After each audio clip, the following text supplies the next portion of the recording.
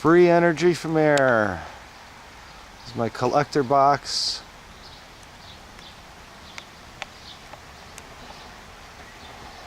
Antenna wires going to the pole over here. They're not touching the tree. Comes down. Here's my ground rod, 5 feet above ground, 5 feet below ground. And it's actually connected to a second ground all the way over there, which is identical. Let's go inside here. And this is when I get the most energy.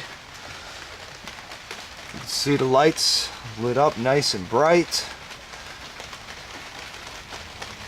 I could probably add more on there now, but I got 2.5 volts. That's with that load.